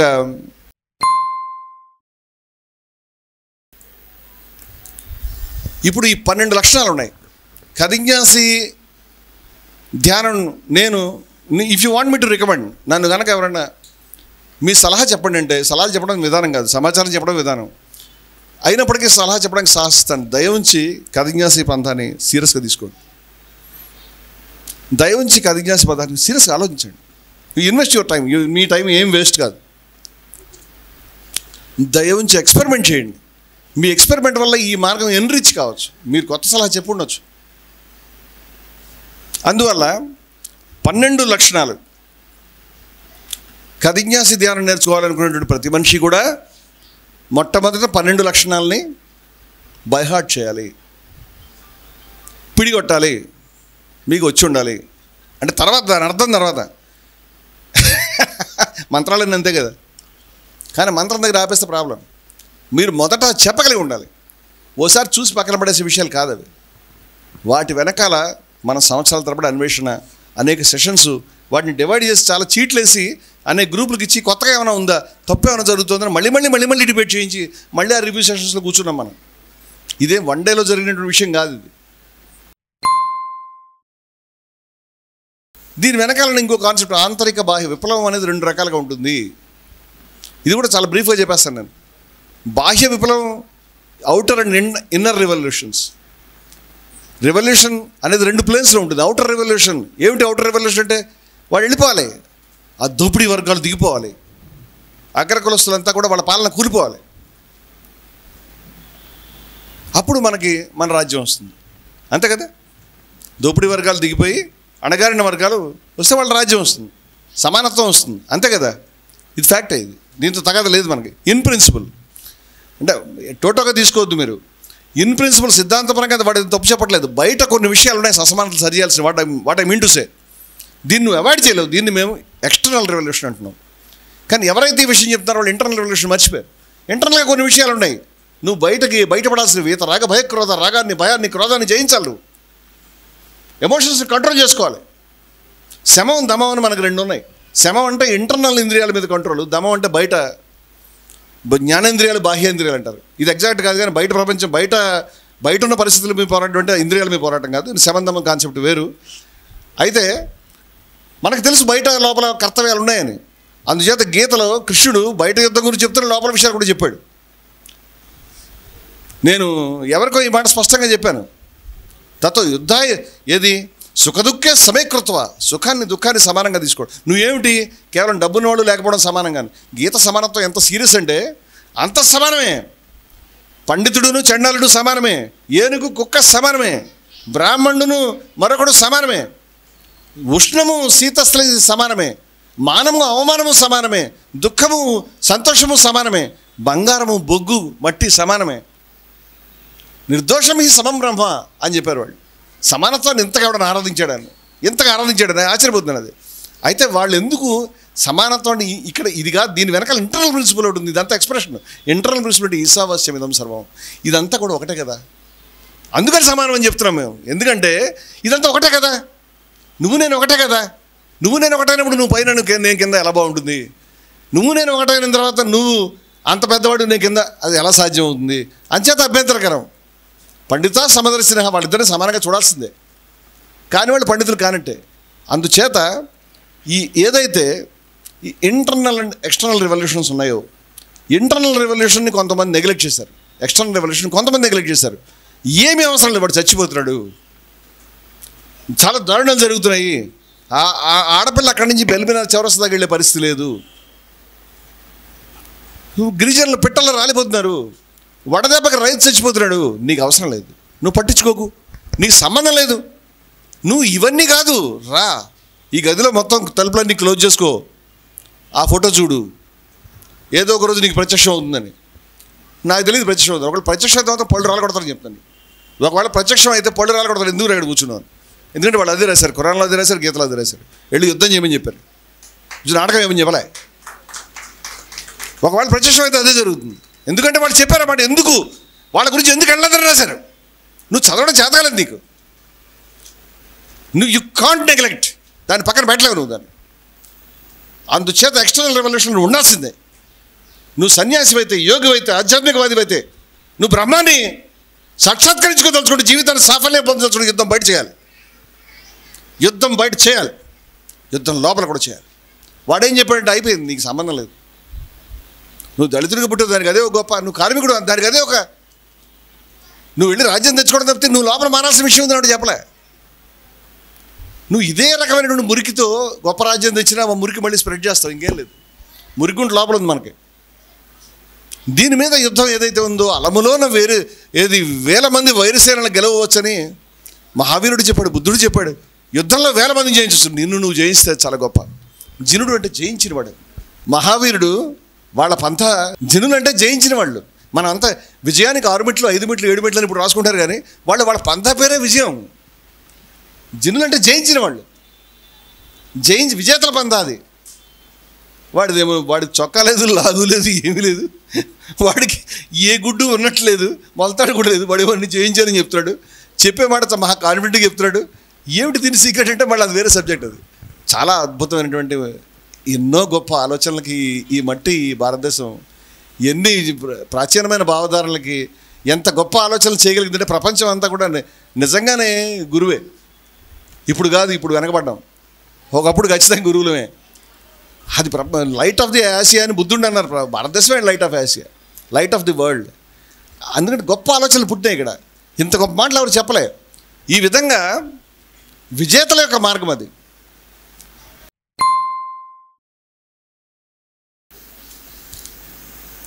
పన్నెండు కదిజ్ఞాస లక్షణాలను మీరు బైహార్ట్ చేయాలి, తప్పదు. క్లుప్తంగా ఒక లక్షణం గురించి 1 నిమిషం చొప్పున గబగబా, చాలా తక్కువ. నిర్మోహత్వము. 12 లక్షణాలు కూడా 12 సముద్రాల వంటివి, 12 మహాసముద్రాల వంటివి. కానీ మహాసముద్రాలు అనేవి మనకి ఎన్ని ఉన్నాయి, ఎవరైనా చెప్తారా? మహాసముద్రాలు ఎన్ని ఉన్నాయి? 7 ఉన్నాయి. కానీ నిజంగా చెప్తే మీరు కనుక భూగోళం చూస్తే అలా ఏం లేదు, అబద్ధం. అది ఒకటే మహాసముద్రం. అదంతా ఒకటే అపారమైన జలరాశి. దాని మధ్యలో మనం చిన్న చిన్న ద్వీపాలు పెట్టుకుని మనం గీసుకున్నాం మన లైన్స్ అన్ని. ఆ సముద్రానికి తెలియవు అలా ఉన్నాయని. ఎందుకంటే అట్లాంటిక్, పసిఫిక్ అన్నీ కలుస్తాయి. అలాగే 12 కదిజ్ఞాస లక్షణాలు కూడా 12 కదిజ్ఞాస లక్షణాలు 12 మహాసముద్రాలే. కానీ ఇవి ఒకదానితో ఒకటి ఓవర్లాప్ అవుతాయి. ఇవన్నీ ఒకదానితో ఒకటి కలుస్తాయి. నిర్మోహత్వము, ద్వేషరాహిత్యం వేరువేరు కాదు. ద్వేషరాహిత్యం సమదర్శిత్వం. నువ్వు నిర్మోహి అయిన తర్వాత ద్వేషరాహితుడు అవుతావు, సమదర్శితో వెరీ ఆటోమేటిక్ అది. సో అందుకని నిర్మోహత్వం అనేది the essence of all thoughts అని నేను నా అవగాహన చెప్తున్నాను నేను. ఎందుకంటే ఆర్య సత్యాలంటే దుఃఖం ఉంది, దుఃఖ నివారణ మార్గం ఉంది, అది తృష్ణ అనేటువంటిది, దాన్ని వదులుచుకోవాలి. దానికి ఆర్య అష్టాంగ మార్గం, అది వాళ్ళ స్కూలు. ఈ తృష్ణను వదులుచుకోవడమే నిర్మోహం. త్యక్తేన అని ఉపనిషత్తు చెప్పింది నిర్మోహం. కర్మఫలాన్ని వదిలిపెట్టమని చెప్పింది నిర్మోహం. ఇవన్నీ నిర్మోహమే మాట్లాడారు. అందరూ నిర్మోహమే మాట్లాడారు. ఖురాన్ నిర్మోహమే మాట్లాడింది, బైబిల్ కూడా నిర్మోహమే మాట్లాడింది. సో నిర్మోహం. ద్వేషరాహిత్యాన్ని ఒక స్పెసిఫిక్ సబ్జెక్ట్గా ఎందుకు పెట్టామంటే, ద్వేషం అనేది ఒక సమస్య. దీన్ని ప్రాచీనులు కూడా ఐడెంటిఫై చేశారు. వాళ్ళు స్పెసిఫిక్గా మాట్లాడారు. తతోన విజుగుప్సతే, ఇదంతా నేర్చుకుని వేస్తూ సర్వాణి భూతాన్ని ఆత్మన్యవ అనుపస్థితి అన్నింటినీ తీసుకున్న తర్వాత ఏం చేస్తావు ఏంటి, what is the result? What is తతోన విజుగుప్సతే, నువ్వు ద్వేషించవు. ఎంత గొప్ప మాట. అంటే ద్వేషించకుండా ఉండాలనేటువంటి ద్వేషించకుండా ఉండాలి అనేటువంటి ఒక సబ్జెక్ట్ మీద వాళ్ళకి ఇంట్రెస్ట్ ఉంది. యాక్చువల్గా నేను మొన్న గాంధీయన్స్ మీటింగ్లో చెప్పాను, అహింస కాదు, ద్వేషం సమస్య. ఆయన ద్వేషంతో డీల్ చేశాడు. ఉపనిషత్తు కూడా ద్వేషంతో డీల్ చేసింది. అంటే మీరు రూట్స్లోకి వెళ్ళకపోతే ప్రాబ్లం. మీరు గాంధీని పూర్తిగా చదవాలి కనీసం. అంచేత ద్వేషం అనేటువంటిది ఒక క్లియర్ కట్ సబ్జెక్ట్. వాళ్ళ వరల్డ్లో హేట్ అనేది, నువ్వు ఎంత గొప్ప ఐడియల్స్ చెప్తున్నావు, నీ దగ్గర హేట్ ఉందా? Are you spreading intolerance? నీ హృదయంలో ఎక్కడైనా అసహనం, ద్వేషం చెక్ చేసుకోవాలి. ఈ విషయం ఈవెన్ మనం కూడా చెక్ చేసుకోవాలి. ద్వేషం లేకుండా, అసహనం లేకుండా యుద్ధం చేయడం, గొప్ప విషయాలు మాట్లాడడం, గొప్పగా జీవించడం, ఇది మన ప్రాచీనులు నేర్పించారు. ద్వేషరహితంగా యుద్ధం చేయాలి. ఇది అంచే ద్వేషరాహిత్యం. నేను చాలా విస్తారంగా ఒక్క సెక్షనే ద్వేషరాహిత్యం మాట్లాడగలుగుతా, కానీ నేను కట్ చేస్తాను. అదొక వాల్యూ. నిర్మోహత్వం, ద్వేషరాహిత్యం, ఆర్డర్ కూడా వాల్యూ ఉంది, ఆర్డర్ని కూడా మార్చొద్దు. అలాగే సమదర్శిత్వం అంటే ఈక్వాలిటీ. నిర్దోషం హి సమం బ్రహ్మ అని చెప్పారు. ఈక్వాలిటీ ఇస్లాం చెప్పింది. ఈక్వాలిటీ అనేటువంటిది ఉపనిషత్తు చెప్పింది. ఈక్వాలిటీ అందరూ చెప్పారు, చెప్పకుండా ఏమీ లేరు. వాటిలో లాంగ్వేజ్లను, గ్రేడింగ్లను, టైమ్ అండ్ స్పేస్లోనూ ఉన్న తేడాలు ఉంటాయి ఎప్పుడు కూడా. పోనీ హెచ్చు తగ్గులు కూడా ఉన్నాయి, పోనీ ఒకళ్ళు తక్కువ ఒకళ్ళు ఎక్కువ చెప్పారు. కానీ చెప్పారా లేదా? చెప్పారు, స్పష్టంగా చెప్పారు. ద ప్రాఫిట్ ఆఫ్ ఈక్వాలిటీ అని చెప్పాడు మహమ్మద్ ప్రవక్తని ఎవరు, మన వివేకానందుడు. ఎందుకంటే అందరూ ఈక్వల్ అని చెప్పారండి. అసలు మనుషులందరూ సమానము దేవుడి దృష్టిలో, లేకపోతే విశ్వాసులందరూ సమానం, కొంతమంది మనుషులందరూ సమానం, కొంతమంది మనుషులంటే సమస్త సృష్టి కూడా సమానమే, దేవుడు కూడా మనతో సమానమే. దేవుడు ఏం లేదు నువ్వే అని చెప్పింది ఉపనిషత్తు. ఇంకా ముందుకు వెళ్ళిపోయి అంత సాహసం మరొకళ్ళు చేయకపోవచ్చు, కానీ సమానత్వం అందరూ చెప్పారు. సమదర్శిత్వం అనేది ఒక విలువగా అనుష్ఠించాలి. ఏ విలువ ఎక్స్టర్నల్, ఏ విలువ ఇంటర్నల్. జయభారత్ యొక్క ఆలోచన ఏంటంటే ఇంటర్నల్ అండ్ ఎక్స్టర్నల్ రెవల్యూషన్స్ రెండు ఇంపార్టెంటే. ఈ రెండు రెవల్యూషన్స్ ఏవైతే ఉన్నాయో ఈ రెండు నిజమైనవే, న్యాయమైనవే, ఉండవలసినవే, కానీ అసమగ్రమైనవి, సమగ్రమైనవి కాదు. ఈ రెండు కలిస్తేనే సమగ్రమైన సత్యం వస్తుంది. ఇవి రెండు mutual complementary. Internal and external revolutions ఆ రెండు ఒకదానికొకటి ప్రత్యర్థులు కాదు, రెండు పోటీ కాదు, అవి ఒకదానికొకటి పరస్పర పరిపూరకాలు. ఒకటి ఉంటేనే మరొకటి కంప్లీట్ అవుతుంది. నీ దగ్గర ఇంటర్నల్ రెవల్యూషన్ ఉండి ఎక్స్టర్నల్ లేకపోతే యు ఆర్ నాట్ కంప్లీట్. నా దగ్గర ఎక్స్టర్నల్ ఉండి ఇంటర్నల్ అయితే ఐఎమ్ నాట్ కంప్లీట్. మనం to be complete, the revolution which works in 2 planes, the revolution which works in internal and external plane is the complete revolution. నీ విప్లవం ఏదైతే ఉన్నదో, విప్లవం అంటే అభ్యంతరం ఉంటుంది, ఆధ్యాత్మికత ఏదైతే ఉందో, నాకు తెలిసి ఆధ్యాత్మిక విప్లవం రెండు ఒకటే. నేను ఆధ్యాత్మిక మ్యూచువల్ ఇంటర్చేంజబుల్ వర్డ్స్గా వాడతాను వాటిని.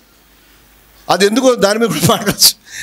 అయితే ఈ విప్లవం ఏదైతే బాహ్య ఆంతరిక తలాల్లో పనిచేస్తున్నదో ఇది సంపూర్ణమైనటువంటి పరిపూర్ణమైన విప్లవం. నీకు జీవితం ఒకేసారి ఉంటుంది కాబట్టి, నేనైతే ఒకసారి అనుకుంటాను, నువ్వు 10 సార్లు అనుకుంటావు, ఒకేసారి ఉంటుంది కాబట్టి అదేదో ది బెస్ట్ ఏదో అదే కావాలి నీకు. ఇప్పుడు నీకు దగ్గర ఇక్కడ అన్నీ పెట్టిన తర్వాత ఇడ్లీలు, వాళ్ళు ఇందాక వడలు, మట్టి మశానం, లేకపోతే ఇంకా మంచివి, ఇంకా గొప్ప అమృతం అన్నీ అలాంటివి పెడితే ది బెస్ట్ ఏంటో దాన్నే వేసుకో. నువ్వు ఇప్పటికైతే మట్టితో కానిద్దాం అనుకోకు. ఈ లైఫ్లో ఏదైతే ఉన్నాయో గ్రేటెస్ట్ వాల్యూస్ పట్టుకోవడానికి ట్రై చేయి. ఎంత లైఫ్ బతికావు, 30 ఏళ్ళు, 40 ఏళ్ళు, 25 ఏళ్ళు, 50 ఏళ్ళు, 60 ఏళ్ళు, స్టిల్ యూ హ్యావ్ టైం. ఇక్కడే పట్టుకోవాలి. ఈ హైవత యజ్ఞతం ఇక్కడే పట్టుకోవాలి. అట్ దిస్ మూమెంట్, ఈ క్షణం దాన్ని పట్టుకోవాలి మనం. క్రీస్తు ఏం చెప్పాడంటే ఎక్కడ లేదు తండ్రి యొక్క రాజ్యం, ఇట్ ఈజ్ అమాంగ్ అస్, మన మధ్య ఉంది, మనలో ఉంది, ఎక్కడ పైన లేదు. ఇవన్నీ అబద్ధాలు. పైన ఉండే రాజ్యాలు నమ్మాల్సిన అవసరం లేదు మీకు. రావు, అవి సావు, మీరు ఉండరు. అప్పుడు యు ఆర్ డికంపోజ్డ్, నువ్వు ఉండవు.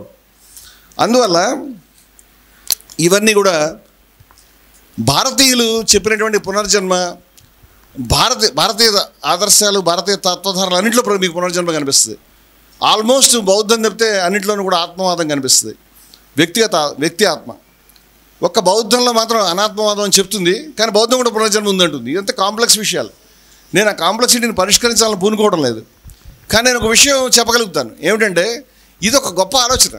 ఇప్పుడు అంత న్యాయంగా సక్రమంగా సమస్తం సృష్టి అంతా సక్రమంగా ఉండాలి కదా, మరి అదేంటిది వాడు అంత దుర్మార్గంగా ఉన్నాడు, ఇదేంటిది నేను ఇంత అణిగిపోతున్నాను, అదేంటిది నాకు అంత దౌష్ట్యం అన్యాయానికి గురవుతున్నాను అనే ఆలోచన నుంచి ఓహో ఇది కరెక్ట్ చేస్తారు, ఇన్ని విషయాలు కరెక్ట్ చేశారు కదా, ఇన్ని విషయాలు కరెక్ట్ చేసి ఇది కూడా కరెక్ట్ అవుతుంది, బహుశా వచ్చే జన్మలో కరెక్ట్ అవుతుంది, బహుశా ఆయన వచ్చే జన్మలో ఈయన చేసిన పనికి ఆయన అనుభవిస్తాడు, నేను నెక్స్ట్ జన్మలో చాలా గొప్ప పరిస్థితిని అందుకుంటాను అనేటువంటిది ఈ సృష్టి పరిపూర్ణమే కదా అనే ఆలోచన నుంచి దాన్ని కంప్లీట్ చేయడానికి వచ్చిన ఊహగానే ఉంది తప్పితే పునర్జన్మ అంతకు దాటి లేదు. ఎందుకంటే పునర్జన్మను తిరస్కరించే వాదాలు శుభ్రంగా భారతీయ చూడడానికి నిరాకరిస్తున్నారు, కానీ ప్రాచీన భావదాలు శుభ్రంగా ఉన్నాయి. ఎందుకంటే వ్యక్తిగత ఆత్మని ఎంతగా చెప్పారో అఖండము అద్వైతమైనటువంటి బ్రహ్మాన్ని గురించి అంతే చెప్పారు వాళ్ళు. బ్రహ్మంలో 2 ఆత్మలు లేవు, 3 ఆత్మలు, నీకు ఆత్మ నాకు ఆత్మ లేదు. అది అఖండం, విభజించడానికి వీల్లేనిది, అద్వయం 2 కానిది. అయిపోయింది, ఎండ్స్ ది మ్యాటర్. నీ పునర్జన్మల ఆత్మ ఒకే దెబ్బతో సెటిల్ అవుతాయి. వాటి గురించి మనం కావాలంటే విస్తారంగా మాట్లాడుకుందాం, వేరే నాట్ నౌ, ఇప్పుడు కాదు. నేను ఇవన్నీ ఎందుకు చెప్తానంటే ఈ కాన్సెప్ట్స్ని అర్థం చేసుకోకుండా మీరు కథజ్ఞాసి భావన దగ్గరికి వస్తే మీరు దాన్ని రాంగ్గా ఇంటర్ప్రిట్ చేసిన వాళ్ళు అవుతారు. ఆ పని చేయొద్దు అని చెప్పడానికి. ఇప్పుడు ముక్తి అనేది ఉందా? ముక్తి, మోక్షం, salvation, liberation, enlightenment, there are so many names. టైంని బట్టి ఇప్పుడు కొత్త కొత్త పేర్లు పెట్టుకుని పెడతాం. Is there any salvation? ఈ how do define your salvation? నువ్వు చచ్చిపోయిన తర్వాత నువ్వు పైకి అలా ఎగురుకుంటూ వెళ్ళిన తర్వాత నీకు వచ్చేటువంటి స్వర్గంలో పురుష స్పర్శ ఎరుగుని కన్యలు లేదా రంభవ రోజులు, ఇది ఈ పురాణ కథలు ఏవైతే ఉన్నాయో I'm very sorry, that is not possible. అవి లేవు, సాధ్యం కాదు. నువ్వు పెట్టుకున్న అవ్వదు. అది నీకు కేవలం నేను మోసం చేయడానికి పిల్లలకి ఇచ్చినటువంటి పెప్పర్మెంట్ వేళ. అది నువ్వు చీకుంటూ కూర్చో, అంతసేపు నీకు సంతోషంగా ఉంటుంది. పచ్చి మోసం అంటే ఏం లేదు, వాడు కావాలని చేశారు. పైగా ఏంటంటే నీ లెవెల్ ఎంతే నీకు ఉంచారు అది. ఎందుకంటే వాళ్ళే ఆ పక్కన చెప్పారు ఇది కాదని, నువ్వు వింటలేదు. అది ఎవరైతే నీకు ఈ మాటలు చెప్పారో వాళ్ళు నువ్వు చెప్పిన ఇనవరా బాబు అని ఒక విషయం గుర్తుపెట్టుకుని ఇందాక చెప్పాను, కథిజ్ఞాస ధ్యానం అందరికీ కాదని. ఇది కూడా భారతీయ భావనే. ఎందుకంటే జ్ఞానం అనేది ఏదైతే ఉన్నదో ఇది అందరికీ కాదు, ఇది అందరికీ ఒకేసారి వచ్చేది కాదు. ఇది ఎవరికి అర్హత ఉండే వాళ్ళకే. మీకు చాందోగ్యోపనిషత్తులో ఒక కథ ఉంటుంది. ఇంద్రుడికిను ప్రజాపతిను ఇంద్రుడు విరోచనుడు రాక్షసరాజుకి. అది చాలా గొప్ప కథ. ఇప్పుడు కథ చెప్తే మళ్ళీ టైం వేస్ట్. నేను చెప్తున్నాను. వాళ్ళని తిప్పుతాడు కానీ ఆయన చెప్పడం సబ్జెక్ట్ తప్పు సబ్జెక్టే ఇస్తాడు కావాలని. ఎందుకంటే వాళ్ళకి దానికే క్వాలిఫైడ్ వాళ్ళకి ఆ రోజు. ఇప్పుడు ఎల్కేజీ కుర్రాడికి ఎల్కేజీ సబ్జెక్ట్ చెప్పాలి, ఎంఏ సబ్జెక్ట్ చెప్పలేదు. అది నీకు కూడా తెలుసా విషయం. మరి ఎంఏ సబ్జెక్ట్ ఎప్పుడు చెప్తే ఎంఏ దాకా రా నువ్వు అంటాడు వాడు. నువ్వు ఎంఏ దాకా రావడం గురించి నీకు స్వర్గము నరకము నీకేం కావాలో అన్నీ పెట్టారు. దాంట్లో మందు పెట్టారు. నువ్వు అక్కడే అయిపోతుంది. నీ ప్రాబ్లం అది. నువ్వు చదువు మానేసి వెళ్ళిపోయావు. దానికి ఎవరు కానీ ఎంఏ ఉంది అక్కడ, యూనివర్సిటీ ఉంది, వెళ్ళలేదు అక్కడికి. విద్యా వ్యవస్థలో అన్నీ ఉన్నాయి. అదేవిధంగా ఆధ్యాత్మిక వ్యవస్థలో సమస్తం ఉన్నాయి. ఆఖరిని అందుకోగలిగితే కనుక నువ్వు యశాం సామ్య స్థితం మనః అని వాళ్ళు నిర్దోషం ఈ సమం బ్రహ్మ అని చెప్పి వాళ్ళు ఆ బ్రహ్మమునందే ఉన్నారు అని చెప్పాడు. ఎందుకంటే సమత్వం వాళ్ళు దాన్ని అందుకున్నారు. ఇక్కడే ఇది ఈ మూమెంట్లో చచ్చిపోయిన తర్వాత ఎగురుకుంటూ కాదు, దేవయానం పితృయానం కాదు, ఇప్పుడే ఈ క్షణమే. ఈ హైవ తైర్జితసర్కు యశాం సామ్య స్థితం మనః నిర్దోషం హి సమం బ్రహ్మ తస్మాత్ బ్రహ్మణితే స్థిత. వాళ్ళు బ్రహ్మలోనే ఉంటారు ఎందుకంటే అది అక్కడ ఉంది కాబట్టి. ఇప్పుడు అది ఎక్కడో కాదు, ఇక్కడ ఉంది. నువ్వు సమత్వాన్ని అందుకున్న మరుక్షణం యు ఆర్ ఎన్లైటెండ్. అది చెప్పారు వాళ్ళు. You are liberated. భూతేషు విచిత్య ధీరా. ప్రాణుల యందు దాన్ని సాక్షాత్కరించుకుని దేని సమత్వాన్ని అందరూ ఒకటైనటువంటి విషయాన్ని ప్రత్యాస్మిత లోకాది అమృత భవంతి. ఈ లోకాలను దాటి అమృతులు అయ్యారు. నువ్వు అనుకున్నావు ఇలా ఎగురుకుంటూ వెళ్ళి ఎక్కడో స్వర్గానికి. అది కాదు వాడు చెప్పింది. అది కాదు. వాళ్ళు ఏదైతే ఎప్పటికీ నశించదో, ఎప్పటికీ సనాతనమో, ఎప్పటికీ నాశనం లేనటువంటి సబ్జెక్ట్ ఉందో దాంట్లో నేను దాంట్లో భాగాన్ని, లేదా నేను దాన్నే భాగం అంటే కూడా తప్పే, మళ్ళీ నేను రంగం ఆడుతాను. నేను అదే తమస్ అదే ఉన్నాను నేను. సోహమస్మి అని వాడికి కనిపెట్టాడు చివరికి. వాడు సూర్యుడిలో ఏముందో తెలుసుకుందాం అనుకున్నాడు పాపం. ఏ పురుషుడు ఉన్నాడు అని ఉపనిషత్తులో. చివరికి వాడు అదే తెలుసుకున్నాడు. అంచేత చాలా అద్భుతమైనటువంటి లిబరేషన్ వాళ్ళు ప్రపోజ్ చేసింది. నువ్వు దాన్ని అందుకోవడానికి క్వాలిఫైడ్ కాదు కాబట్టి అబద్ధాలన్నీ చెప్పారు నీకు. ఈ అబద్ధాలు దాటి ముందుకెళ్ళాలి నువ్వు, లేకపోతే అక్కడే తిరుగుతుంటావు, దాని చుట్టూ తిరుగుతుంటావు. ఇది ఇప్పుడు ఈ విషయాల్ని గమనించిన వాళ్ళమై మనము ఈ కథిజ్ఞాసి భావనలో సమదర్శిత్వం, కంపాషన్, కరుణ అనేటువంటిది సమస్త విద్యలకి, సమస్త సంస్కారాలకి, సమస్త ఆలోచనలకి కూడా అది అంతిమమైనటువంటి ఒక విలువ. అది రావటం అనేది కరుణ, నిరాడంబరత్వం, సింపుల్ లివింగ్. అంటే కొన్ని చటుకున్న ఇప్పుడు ఎక్స్టర్నల్ ఇంటర్నల్ ప్రతి ఒక్క క్వాలిటీ ఏది ఎక్స్టర్నల్ ఏది ఇంటర్నల్, ఏది ఎక్స్టర్నల్ అండ్ ఇంటర్నల్. సింపుల్సిటీ అనేది ఇంటర్నల్ అండ్ ఎక్స్టర్నల్ నాకు తెలిసినంతవరకు, లోపల బయట కూడా. నిష్కామ కర్మ ఆంతరికము బాహ్యము కూడా. కర్మ బాహ్యము, నిష్కామం ఆంతరికము, అంతే కదా. సుఖదుఖే సమీకృత్వ అది లోపల నిష్కామం. లాభాన్ని కూడా సమానంగా తీసుకోవడం. తత్వ యుద్ధం అది బయట చేయాల్సింది. అంచేత ఈ నిష్కామ కర్మ అనేటువంటి దాంట్లో ఇంటర్నల్ ఎక్స్టర్నల్ రెండు అక్కడే వాళ్ళు ముడిపెట్టేశారు. వాళ్ళు చెప్పిన వైరాగ్యం విప్లవం అంటే అర్థం అదే. అందువల్ల ఏదైతే ఈ నిష్కామ కర్మ అనేటువంటిది ఒక విలువ. అలాగే దాని తర్వాత నిరంతర విప్లవం అనేటువంటి మాట జాగ్రత్తగా అర్థం చేసుకోవాలి. కంటిన్యూస్ రెవల్యూషన్ అనేటువంటిది అది వరల్డ్లో చాలా డేంజరస్. పీపుల్ కూడా మాట్లాడారు దాన్ని. అంచేత యూ మస్ట్ బి కాన్షియస్. మనం విప్లవాన్ని ఏమనుకుంటున్నాం అనే దాన్ని బట్టి. విప్లవం అనే దాన్ని మనం చెడు మీద యుద్ధం అనేటువంటి అర్థంలోనే మాట్లాడుతాం, వేరే అర్థాలు తీసుకోవట్లేదు మనం. చెడు మీద యుద్ధం విప్లవం ఎందుకంటే విప్లవం అనకపోతే ఇంకోటి ఏదో మాకేం ప్రాబ్లం లేదు దాంతో. ఆ పని నువ్వు నిరంతరం చేయాలి అని చెప్పడం మా ఉద్దేశం.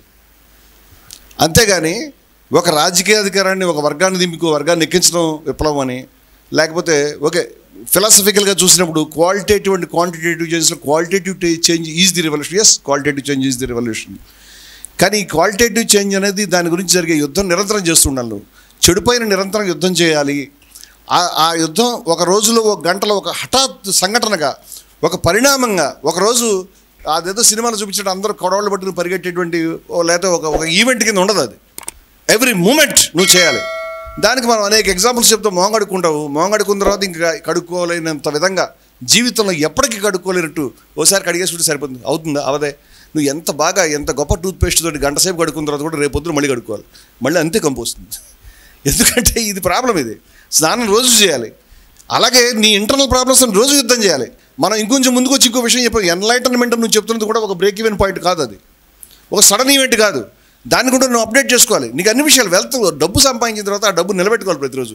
విజయం సంపాదించిన తర్వాత విజయాన్ని నిలబెట్టుకోవాలి ప్రతిరోజు, విజేతగా ఉండాలి ప్రతిరోజు. ఈ సమస్య ఇది. అలాగే ఎన్లైటన్మెంట్ కూడా అంతే. నువ్వు మోక్షం సంపాదించిన తర్వాత జ్ఞానాన్వేషణలో అత్యున్నత స్థితికి అందుకున్న తర్వాత కూడా నువ్వు దాన్ని నిలబెట్టుకోవడానికి నిరంతరం కృషి చేయాలి. అయిపోయింది ఇంకా వెనక్కి తిరిగి చూడగలదు, ఇటు మీద రివర్స్, అది వెనక్కి కూడా పడిపోవచ్చు. అటువంటి అనేక పురాణ కథలు, అటువంటి అనేక ప్రతీకలు మనకు ఉన్నాయి. అందువల్ల ఇది కూడా తాత్కాలికమే, లేకపోతే ట్రాన్సిటరీ, మారేటువంటిదే, తాత్కాలికం కాదు, కానీ గొప్పది. అందుచేత నిరంతర విప్లవం ఏం చెప్తుందంటే ప్రతి ఒక్క విలువ గురించి ప్రతి క్షణం జీవితంలో నువ్వు సాధన చేయాలి, ప్రయత్నం చేయాలి, పోరాటం చేయాలి అని చెప్తుంది. నిరంతర విప్లవం తర్వాత సంయమిత్వం, సెల్ఫ్ కంట్రోల్, ఇది చాలా గొప్ప విలువ. ఇది దీని గురించి మనకి ఈ సబ్జెక్ట్ సరిపోదు, కానీ సెల్ఫ్ కంట్రోల్ అనేది చేసుకోవాలి. చాలామంది 2 రకాల డిఫరెంట్ స్కూల్స్కి వచ్చారు. ఏవైతే ఇంద్రియాలు లేకపోతే ఏవైతే కోరికలు ఉన్నాయో వీటిని తీవ్రంగా అణిచి పారేయడం, రెండోది వాటిని దారిని వదిలేయడం. ఈ 2 కూడా తప్పు. వాటిని నియంత్రించాలి, వాటిని సక్రమైన పద్ధతిలో నియంత్రించాలి, స్వయం నియంత్రణ. అది చాలా మహావీరుడు చెప్పాడు, మనిషిగా పుట్టడం గొప్ప, ధర్మాన్ని గురించి తెలుసుకోవడం గొప్ప, ధర్మాన్ని గురించి స్వయం నియంత్రణ గురించి నిశ్చయం నీ మనసులో రావడం గొప్ప. ఇలా చాలా గొప్ప విషయాలు చెప్పాడు. స్వయం నియంత్రణ ఏదైతే ఉన్నదో చాలా గొప్ప విలువ అనేటువంటిది జయభారత్ భావన. అంచేత సెల్ఫ్ కరెక్షన్ అనే దాంట్లో స్వయం సవరణ అనేటువంటిది ఉన్నది, అది నియంత్రణలో భాగమే. అలాగే స్వయం నియంత్రణ, అలాగే శ్రమ. ప్రతి ఒక్కళ్ళు ఫిజికల్ వర్క్ చేయడానికి రెడీగా ఉండాలి. ఫిజికల్ వర్క్ని అవాయిడ్ చేయడం చాలా డేంజరస్ క్వాలిటీ. ఇది ఖచ్చితంగా ఫిజికల్ వర్క్, ఇది ఎక్స్టర్నల్, ఇంటర్నల్ కాదు. చాలామంది నేను మనసులో చాలా ఆలోచించానంటే చాలా వర్క్ కాదు. It is about external work. నీ పని నువ్వు చేయాలి, బయట నిలబడాలి, పని చేయడానికి సిద్ధపడాలి. నువ్వు ఎంత బాగా పని చేస్తే నీ బాడీ అంత పర్ఫెక్ట్ అయిపోతుంది. నేను హాస్పిటల్కి వెళ్ళాలి మంది తగ్గిస్తుంది. బాడీని కష్టపడితే నీ బాడీ నేను సుఖపెడుతుంది, నీ బాడీ నిన్ను నరకం చూపిస్తుంది. అందువల్ల కష్టపడాలి, శ్రమ. తర్వాత నిబద్ధత. అంటే నిబద్ధత అనేది చాలా కష్టమైనటువంటి, డిఫైన్ చేయలేని క్వాలిటీ. అది మొత్తం దాని గురించి కాకుండా మిగతా 11 గురించి మాట్లాడుతుంది.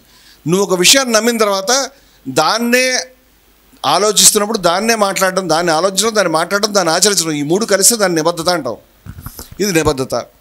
తర్వాత దేహపటుత్వం, బాడీ ఫిట్నెస్. బాడీ ఫిట్గా ఉండాలి. బాడీ అనేటువంటిది నీకు ఇవ్వబడిన ఇన్స్ట్రుమెంటు, దాన్ని పర్ఫెక్ట్గా ఫిట్గా ఉంచుకోవాలి. It is for the sake of revolution, it is for the sake of fulfilment. జీవన సాఫల్యం అందుకోవాలంటే అలా కూర్చుంటే కాదు. బాడీ వేరు, నువ్వు వేరు కాదు. నువ్వు బాడీ లేకుండా వేరే లేవు, బాడీ లేకుండా నువ్వు వేరే లేవు, బాడీ మాత్రమే నువ్వు కాదు. 2 ఒకేసారి సత్యాలు, ప్రాబ్లం అది. అలాగే సో బాడీ ఫిట్నెస్ ఖచ్చితంగా మెయింటైన్ చేయాల్సిందే కథ జిజ్ఞాస అనేటువంటి వాడు. మరొక విషయం ఏమిటంటే ఆఖరిది హేతు జిజ్ఞాస, రేషనల్ ఎంక్వైరీ. బహుశా స్పిరిచువల్ వరల్డ్లో ఉండకూడదు మీ క్వాలిటీ.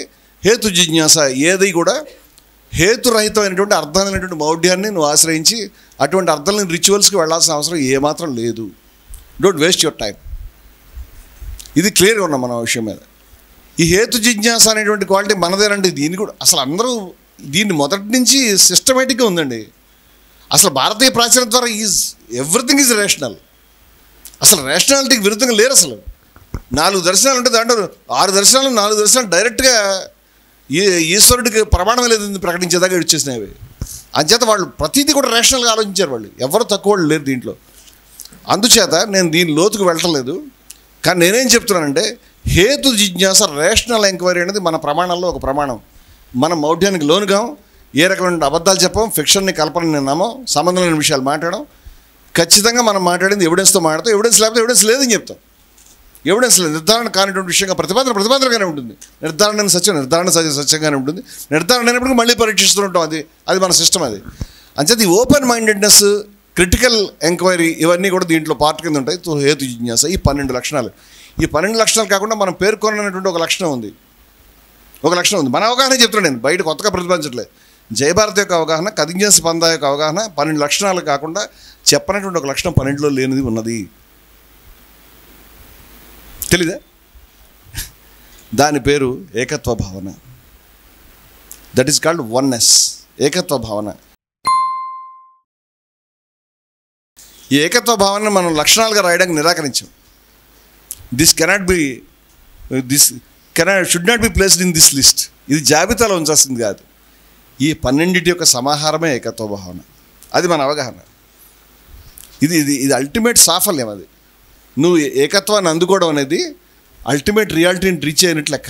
ఉపనిషత్తు దాని పట్ల మౌనం ప్రకటించింది. అందువల్ల మనం కూడా దాన్ని లిస్టులో పెట్టలేదు. అది లిస్టులో పెట్టి దాని గురించి రోజు కొట్టుకోవాల్సిన విషయం కాదు. నువ్వు ఈ 12 పారామీటర్స్ చెక్ చేస్తే నువ్వు దానికి ఆటోమేటిక్గా కరెక్ట్ అయిపోతావు.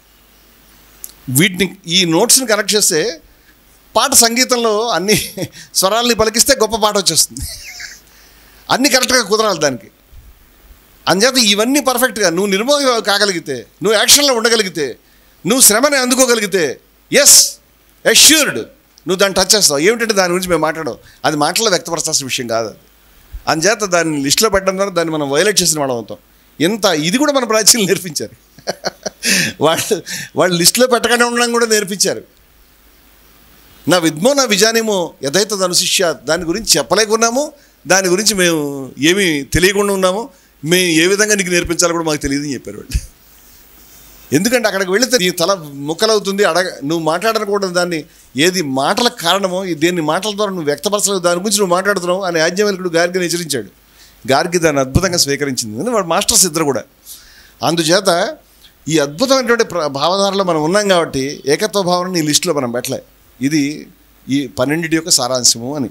ఇప్పటిదాకా నేను చేసిందంటే భూమికని పరిచయం చేశాను. అంటే కథిన్యాసి భావనకి సంబంధించినటువంటి ఈ విషయాలు తెలియకపోతే మీరు కథిన్యాసి భావనకు ఏం ఉపయోగం లేదు మీకు.